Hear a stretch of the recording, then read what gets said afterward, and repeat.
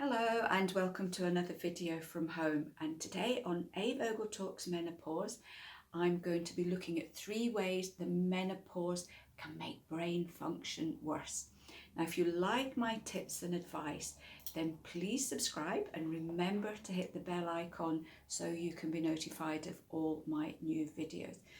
Now, brain fog, it's one of the most frustrating, distressing and upsetting symptoms in the menopause. And the majority of women will experience this at some point along the road. Now, this covers things like brain fog, forgetfulness, memory loss, difficulty in concentration, and difficulty in thinking clearly. The main causes, unfortunately, as we get older, our circulation can be affected to the brain, which it basically things just slow down. So that means that less oxygen is getting to the brain to feed it in order to help us to think clearly. Estrogen too stimulates neurotransmitters in the brain.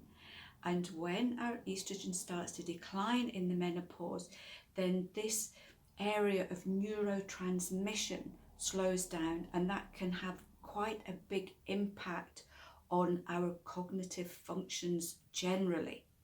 So what 3 things can make this worse? Dehydration, this is no surprise. There have been so many studies and they found that dehydration will affect your motor coordination, it can affect problem solving, and also your ability to pay attention. And even mild dehydration, 2% dehydration, can have a huge impact on brain function, as well as just about everything else in the menopause too. And for those of you who've been following me for a while, you will know just how important water is for absolutely everything. So the really important thing for this one, make sure you are hydrated. Drink plenty of plain water over and above your other drinks. And one of the best secrets to keeping your brain in tip-top order is to have a really big glass of water first thing in the morning. Have one by your bedside, put it there at night time, and the minute your feet touch the floor, you have that first drink of water, and that gets your whole body nicely hydrated for the rest of the day. Number 2 is stress and anxiety. Again, studies have shown that stress and anxiety can impair cognitive function, it can cause mental slowness, it can cause confusion, forgetfulness, and it's much harder to concentrate and to learn new things, because if you're stressed and anxious, that impairs the ability for new information to be stored into your brain. So the other thing, especially at the moment, for those of you who are still stuck in lockdown like me, luckily I can get out, but I'm still working from home, is they have found that the extra stress and anxiety in this situation can make our brain function worse. And I have spoken to numerous colleagues over the last few days, and all of us admit that our brain function has decreased over the last few weeks. Simple things can do it.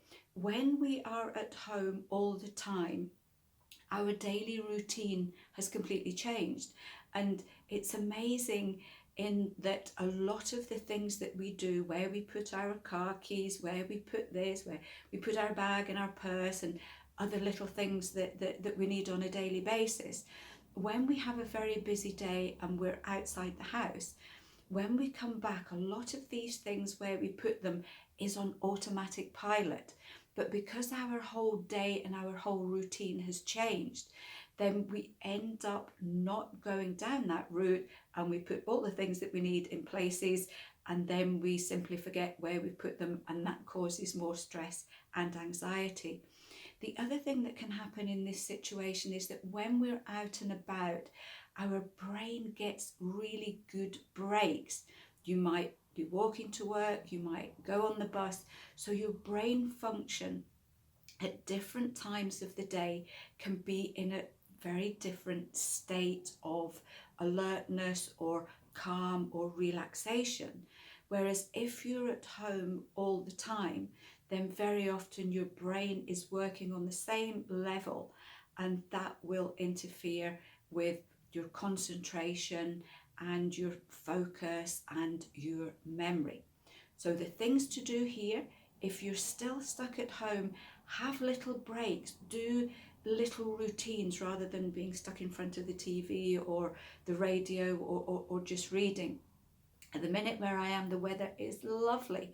So I'm going out for my coffee break, sitting in the garden, listening to the birds, having a little read of something not to do with work. And then I'm trying to get out a walk at lunchtime. So breaking up the day can help to keep your memory and your brain function on top of things here. Other things with stress and anxiety, remember your deep breathing. You can look at herbs such as our Avena sativa, which is lovely for stress and anxiety, or our valerian and hops mix is another one you can look at too. Number 3, they know that getting poor sleep can interfere with brain function. And it's no surprise, if you have bad nights and you're tossing and turning, you're already tired and maybe in a bit of a low mood to start with, and that is going to affect your brain function too. They have found too that when we learn something new, when we have memories, there's a different process of where the information goes into the brain and where it's stored at the end of the day. And they found that poor sleep can interfere with our short-term memory, things that we've learned during the day being stored where we can retrieve them at another time of the day. So if you are having lots of bad nights, that's going to have quite a big effect on your memory, learning new things, and also being able to retrieve the things that you have learned. If you're having problems sleeping, we have our licensed product Dormiazan. I've also done several blogs on how to have a good routine at night and how to improve your sleep. So there will be links for you to follow if you want to just look over those again, just in case you've forgotten all the good things that you can do. Now, if you find that your memory is getting really bad, if it's starting to concern you, if other people are really getting concerned as well, then this is the point where you go and speak to your doctor. Very often it's just a combination of everything that's going on, the low hormones, the stress and the poor sleep. But if you are worried, that's going to add extra stress and anxiety, and that's just going to compound the problem. So please do seek some kind of medical advice. So I hope this has been a little bit of help for you. For those of you who have found ways of overcoming your memory loss, forgetfulness and foggy brain, please share those tips with us. We would love to hear about them. And until then, I'll see you shortly for another A Vogel at Home.